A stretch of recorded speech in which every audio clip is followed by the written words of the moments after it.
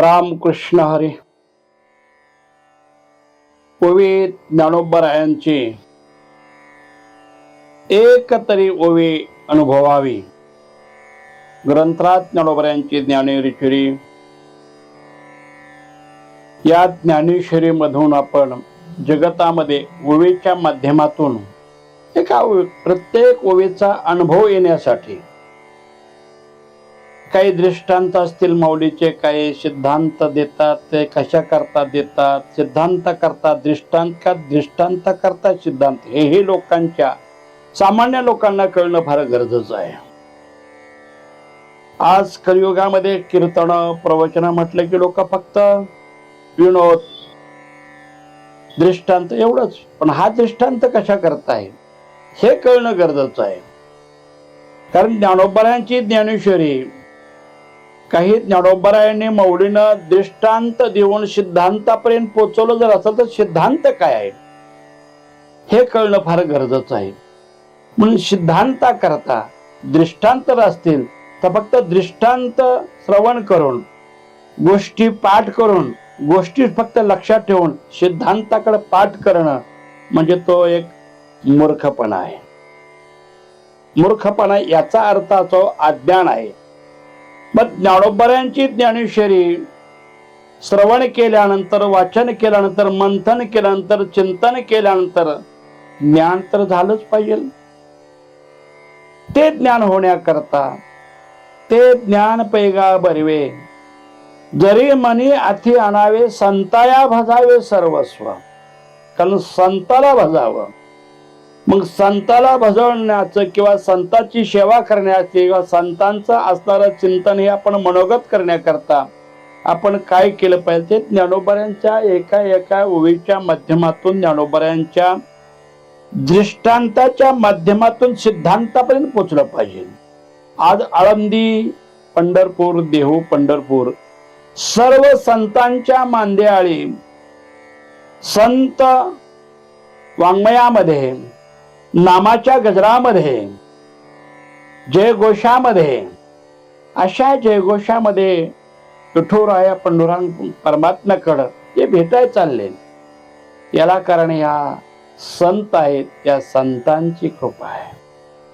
ही संतांची मांदेळ आहे. आणि यावर ज्ञानोबरायांची एक सुंदर ओवी अशी आहे की ज्ञानोबराय म्हणतात, अर्जुना एरवी तरी मी मूर्ख, पण जरी झाला अविवेको. कारण एरवी मूर्ख आहे, अर्थात एरवी आम्ही अज्ञान आहोत, अडाणी आहोत, अज्ञानी आहोत. जर आम्ही अज्ञानी आहोत, अडाणी आहोत, आम्हाला याच्याबद्दल ज्ञान नाही, मग असं ज्ञान कशानं प्रगट होईल, ह्या ज्ञानाची प्राप्ती कशाने होईल, यावर चिंतन करणं गरजेचं आहे. म्हणून ज्ञानोबरायांच्या ज्ञानेश्वरी मधले एका एका ओवीचा अर्थ म्हणतात की ज्ञानोबरा एरवी तरी मात्र मी मूर्ख आहे. याचा अर्थ एरवी म्हणजे याचा अर्थ इतर वेळेला, याचा अर्थ तुम्ही इतर वेळेला म्हणता, याचा अर्थ कोणी जसं सणापासच्या दिवशी सुंदर कपडे घालता, नवीन कपडे घालता, पण एरवी मात्र फाटकी घालता. कोणी पाहुणे येणार असतील, अतिथी येणार असेल तर तुम्ही आगळा आणि वेगळा असता. तसं महाराज या ठिकाणी ज्ञानोबराय म्हणतात एरवी तरी मी मूर्ख आहे, अज्ञानी आहे. मग माझं हे अज्ञान केव्हा जाणार आहे? याचा अर्थ काही माझ्या वाचनातून म्हणा, माझ्या लिखाणातून, माझ्या आता या प्रवचन करतोय आहे, याच्यावर ज्ञान प्रसारित करत आहे, याच्यामध्ये कदानकाळी माझा अविवेक असो, विवेक राहण्यापेक्षा अविवेक असू शकतो. पण तरी पण संत कृपा दीपको सोजवळ असे. पण मात्र संतांची कृपा असणारा एक दीपक आहे आणि दीपक हा सोजवळ आहे. सोजवळ म्हणण्याचं कारणच असं आहे, दीपक असणारा दिवा आहे, हा एक दृष्टांत आहे. आणि या दृष्टांताच्या माध्यमातून आपल्याला असणार आपला दिव्याच्या उजेडामधून पाहणं म्हणजे अंधाराचा नाश करून पाहणं म्हणजे अंधारातली वस्तू शोधणं. तसं या ज्ञान दीपक आहे, ही संतांची कृपा आहे. आणि अशा संतांच्या कृपेच्या माध्यमातून, संत कृपेचा दिवा आहे तो स्वज्वळ आहे. याचा अर्थ त्याच्यामध्ये द्वैत नाही, मच्छर नाही, दोष नाहीत, कुठलेही विकार नाहीत असं सोज्वळ असणारा संत कृपेचा दीपक आपल्याला त्या दिव्यामध्ये, त्या संतांच्या कृपेच्या दीपकामध्ये, त्या उजेडामध्ये आपलं अज्ञान शोधायचं. असणारं आपलं अज्ञान शोधणं, याचा अर्थ आपल्याकडे अज्ञान आहे, याचा अर्थ आपण ज्या अज्ञानाचं ज्ञान म्हणून गौरव करतो आणि त्या अज्ञान वृत्तीमध्येच कर्म करत असताना त्याच अज्ञानाला ज्ञान समजतो, हे जर आपलं अज्ञान आहे, हे अज्ञान घालवण्याकरता एका दीपकाची, संत कृपेचा दीपक आहे, त्या दिप्याचा सोज्वळपणा आपल्या अंगी प्राप्त होण्याकरता ज्ञानोबांची ज्ञानेश्वरी आहे.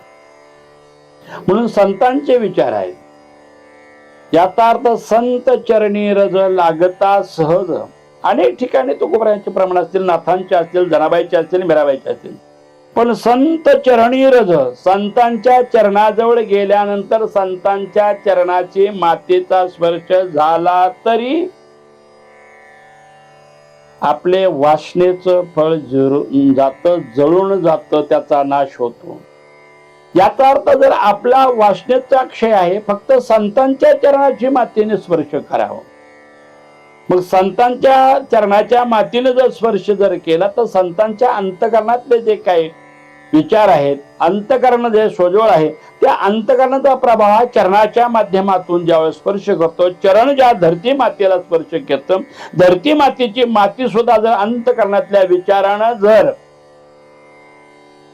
सोज्वळ होत असेल, पवित्र होत असेल आणि त्या संतांच्या चरणाच्या मातेच्या धुळीनं जर तुमच्या आमच्या ठिकाणी असणाऱ्या वासनेचा जर क्षय होत असेल तर संतांच्या चरणावर नतमस्तक झाल्यानंतर, नम्र झाल्यानंतर, संत वाङ्मयाचा जर महाराज अहोरात्र चिंतन जर केलं तर आपल्या जीवनाचं जे आपण जीवन अंधारामध्ये जीवन जगत असतो, अंधारामध्ये जीवन जगत असताना नाना प्रकारचे चालताना जसे अंधारामध्ये नाना प्रकारच्या ठेचा लागतात, या सर्व ठेचावरही मात करण्याकरता संत कृपेचा दीपक जर आपल्या जवळ जर असेल, संतांचे विचार जर आपल्याकडे असतील, ज्ञानोबांचे विचार जर आपल्यामध्ये असतील, तर आपल्या संसारिक जीवनामध्ये, ग्रस्ताश्रम जीवनामध्ये आपण प्रवास करत असताना कुठल्याही प्रकारे कुठल्याही भोगाला आपण सामोरं जावं लागणार नाही, कारण संत कृपेचा दीपक आहे. म्हणून संत कृपेचा दीपक जोपर्यंत पाहत नाही, संतांचे विचार जोपर्यंत तुम्ही मान्य करत नाही, संत सानिध्यामध्ये जोपर्यंत राहत नाही, संतांचे विचार आत्मसात जोपर्यंत करत नाही, तुम्हाला अज्ञान रूपी जे कर्म करत असताना, अनेक प्रकारचे भोग भोगत असताना तुम्हाला त्या भोगाला सामोरी जावं लागेल. म्हणून ज्ञानोबांच्या ज्ञानेश्वरीच्या एका ओवीच्या माध्यमातून विचार जर केला तर ज्ञानोबांची पहिल्या अध्यायातली ओवी आहे की त्या ओवीचा क्रमांक 76 आहे. येरवी तरी मी मूर्ख, जरी झाला अविवेकू, तरी संत कृपेदीपकू सोज्वळ असे. या ओवीचं चिंतन म्हणजे आपल्या अज्ञानाचं नाश, म्हणजे आपल्या मूर्खपणाचा नाश. हा संत कृपेचा दीपक. रामकृष्ण हरी.